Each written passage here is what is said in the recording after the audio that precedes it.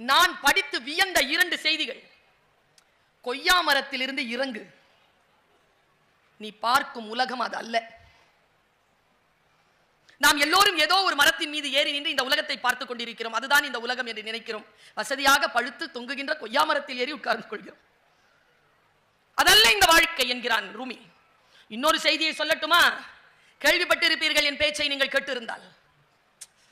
இத ஒரு 17-18 வயசு பசங்களுக்கு போய் பேசிட்டேன். தப்பா போயிடுச்சு சொல். ஏன்னா எந்த சொல் எந்த வயதுக்காரர்களுக்கு புரிகிறதோ அது அளவிற்கு தானே நம்முடைய வாழ்க்கையில் மாற்றம். சின்ன வயசுல ஒண்ணு சரின்னு தோணுது, ஒரு வயசுக்கு வந்ததுக்கு அப்புறமா தப்புன்னு தோணல, தோணுதா இல்லையா? அதனால தான் நான் இந்த சின்ன பசங்களை சொல்றது, இந்த 17லேருந்து 21 வயசுக்குள்ள இருக்கிற பசங்களை காதலிக்காதீங்க. ஏதோ ஒரு சனியை இன்னொரு 5-6 வருஷத்துல வந்து சேரும். வந்துச்சுன்னா போவாது.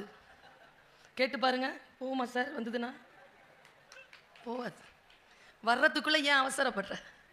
இந்த வயசுல படிச்சு முன்னேற வழிய பாருன்னு சொல்லுவேன் நான். அந்த வயசு பசங்களுக்கு போய் சொல்லிட்டேன். இது என்ன சொல் தெரியுமா? இன்றைக்கு சொல்லுகிறேன். இறை அருள் இருந்தால், இறை ஆசி இருந்தால், நான் சொல்லுகின்ற இந்த வாசகம் நீங்கள் சில சாதனைகள் படைப்பதற்கான சாத்திய கூரை அது சாத்தியமாக்கும். ஏதேனும் திரை விழுந்திருந்தால் அந்த திரை விலக்கும். இந்த சொல் போய் சேரணும். பிரார்த்தனை என்னுடையது. நீ எதை தேடிக் கொண்டிருக்கிறாயோ அது உன்னை தேடிக் கொண்டிருக்கிறது. இப்படி சொல்கிறான் ரூமி. இது அந்த 17 வயசு 18 வயசு பசங்க சொன்னா ஒருத்தர் எழுந்து கத்துறான். நிஜமாவா மேடம்? நம்பலாமா மேடம்?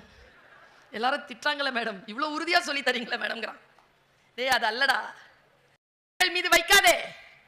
அப்படி சொல்லி அவனுக்கு ஒரு விளக்கம் தந்தேன். நான் என் சிறிய வயதிலிருந்து பேச்சுக்காக பயணம் செய்கின்ற பொழுது திருவள்ளுவர் பஸ்ல உட்காரும் போது கால் முட்டி இடிக்கும். அவர் பிரேக் போட்டா எப்ப பார்த்தாலும் மனசுல ஒரு கிளேசம். முட்டி இடிச்சு முட்டி பேந்திரம், முட்டி இடிச்சு முட்டி பேந்திரம். 12 வருஷத்துக்கு அப்புறமா ரோட்ல 2 வீலர்ல விழுந்து முட்டி பேந்திருச்சு.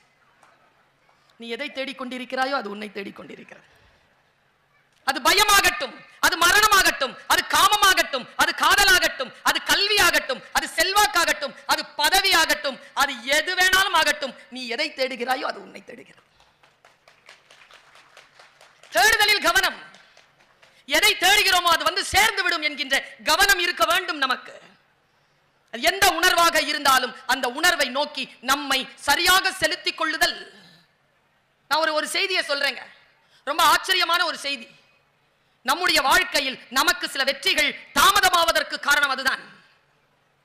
சிறிய இளைஞர்கள் நிறைய பேர் வந்திருக்கிறீர்கள், எனக்கு மெத்த மகிழ்ச்சி. புத்தக கண்காட்சிக்கு இளைஞர்கள் வர வேண்டும். ஏன் தெரியுமா? ஒரு நேரத்தில் நான் யோசித்து பார்த்தேன், என்னால மறக்க முடியாத ஒரு சம்பவம் அது. இந்த மாதிரி நான் திருச்சி இல்ல தஞ்சாவூரில் பேசிக் கொண்டிருக்கிறேன். இந்த சைட்ல வந்து எழுதி போட்டிருந்தாங்க ஒரு வேர்டிங். சாதாரணமாவே இப்படி பேசும்போதே இப்ப ஞானாம்பிகா அப்படின்னு எழுதி போட்டிருக்காங்க. முன்னால இருக்கிறது வாசிக்க முடிந்தவற்றை வாசித்துக் கொண்டே இருப்பேன். அது என் பழக்கம். எனக்கு தமிழ் தவிர 4 மொழிகள் தெரியும். எந்த மொழியில் இந்த வாசிப்பு பயிற்சி தான் எனக்கு மொழி வளத்தை தந்தது. இந்து படி, இந்து பத்திரிக்கை படி, இந்து பத்திரிக்கை படிங்களா, வேற ஒண்ணும் இல்ல. வாசிக்க மொழி அறிவு கூடும், அவ்வளவுதான். நான் அப்படி வாசிக்கிறேன், பேசிக்கிட்டு இருக்கும் போதே பார்த்துட்டேன், வாசிச்சிட்டேன். நிலம் நகர்ந்துருச்சு, எனக்கு தடுமாறிட்ட ஒரு நிமிஷம். எழுதுறான் அவன், நீங்கள் எந்த புத்தகத்தையும் காசு கொடுத்து வாங்கியதில்லை. அப்படியா? காசு கொடுத்து தானே வாங்குறோம். என் ஃப்ரெண்டு சொன்னான், பர்வீன் எந்த புத்தகத்தையும் கடனா கொடுத்துறாத. என்கிட்ட இருக்க புக்கெல்லாம் அப்படி வாங்கப்பட்டவை தான். இந்த கடனா எடுத்துட்டு போறானுவலே ஒருபோதும் படிச்சு திருப்பி கொடுக்க மாட்டாங்க. நம்பி கொடுக்கவே முடியாது. கொடுக்கும்போது தேனொழுக வாங்கிட்டு போவாங்க. யாரோ ஒரு ஐயா சொன்னாரு, ஒருத்தன் கடன் கொடுத்தானா ஒருத்தருக்கு. கடன் கொடுத்து திருப்பி கேட்க வந்திருக்காரு 10,000 ரூபாய். இங்க வா வா உனக்கு தரேன். ஏமாத்துவேன்னு சொன்னேன்ச்சியா, வா என் கொல்லப்புறத்துக்கு வான்னு சொல்லி கூட்டிட்டு போய் கொல்லப்புறத்துல குழி தோண்டி மடியிலிருந்து ஒரு புளியங்கொட்டை வச்சு உள்ள மூடிட்டான். இது வளர்ந்தா முதல் அறுவடை உனக்கு தான். அவன் பார்த்தான், என்னடா இது காசு கொடுத்துட்டு கிண்டல் பண்றானே, இவனுக்கு சிரிச்சிட்டான். அவனுக்கு அதுக்கு மேல முடியல. சிரிச்ச உடனே அவன் சொன்னான், ஏன் சிரிக்க மாட்ட? காசு திரும்பி வந்துருங்கிற திமிரு. என்ன செய்வீங்க இவங்களை? நீங்க ஒன்னும் செய்ய முடியாதுங்க. அவன் சொல்லுகிறான், நீ எந்த புத்தகத்தையும் காசு கொடுத்து வாங்கியது இல்லை. கீழே போட்டாம் பாருங்க வெளிச்சம். நீங்கள் வாங்கியதெல்லாம் காகித கூலியும் அச்சு கூலியுமே தவிர நீங்கள் எந்த புத்தகத்தையும் காசு கொடுத்து வாங்கிவிட முடியாது. சிந்தனை என்ன என்று காசு கொடுத்து வாங்குவீர்கள்? மேக்சிமம் பெரிய காசு 5000 ரூபாய் வாங்கிருவீங்களா? 5000 ரூபாயில கிடைச்சிருமா? இந்த பொன்னியின் செல்வன் 13 வயசுல படிச்சங்க, 14 வயசுல நம்பினேன் வந்தியத்தேவன் வந்து கூட்டு போவான்னு. ஐயோ, அந்த கற்பனைலாம் சாதாரண கற்பனை இல்லை. மைப்பாண்ண பஞ்ச கல்யாணி குதிரைல வருவான், வெள்ள குதிரை, கடலாடிய கண்கள், பெரிய முடி, உயரம், காதுல கடுக்கன், தீ போன்ற பார்வை, முறுக்கு மீசை, அப்படிலாம் இருக்கிற வந்தியத்தேவன் என் மனசுல கற்பனை. இப்ப பார்த்தங்க படத்தை, நல்ல வேளை அவன் வரல. ஏன் தெரியுமா? அவன் என் வந்தியத்தேவன் இல்லையே, அவன் மணிரத்னம் சார் வந்தியத்தேவன். வாசிப்பில் இருக்கக்கூடிய சுதந்திரம் என்ன தெரியுமா? நம்மை அது சிறைப்படுத்தாது. அடுத்தவர்கள் சிந்தனைக்குள் நாம் பயணப்பட வேண்டிய அவசியமே இல்லை என்கின்ற அற்புதமான விஷயம் புத்தகம். அந்த புத்தகத்தை வாசித்தேன் ஒரு முறை. நாம் ஏன் எட்ட வேண்டிய உயரத்தை எட்ட வேண்டிய வயதில் அல்லது எட்ட வேண்டிய சூழலில் எட்டுவதில்லை? இளைஞர்கள் நிறைய வந்திருக்கிறீர்கள் சொன்னேன். ஒருவேளை நான் சொல்லுகின்ற இந்த சொல் மூங்கிலாக இருக்கக்கூடிய உங்களுக்கு புல்லாங்குழலாவதற்கான வாய்ப்பை தரலாம். தவளை இருக்கு இல்லைங்க, தவளை, அந்த தவளைய வெந்நீர்ல போடுறாங்க, நம்ம ஆமன்னு சொல்லுவோம். அந்த கதை ஞாபகம் இருக்கா? வெந்நீர்ல போட்டு, அதாவது கீழே அடுப்பை மூட்டி வச்சிருவோம். ஆமா என்ன பண்ணும்? உள்ள செத்து போயிடும். ஏன் செத்து போவோம்?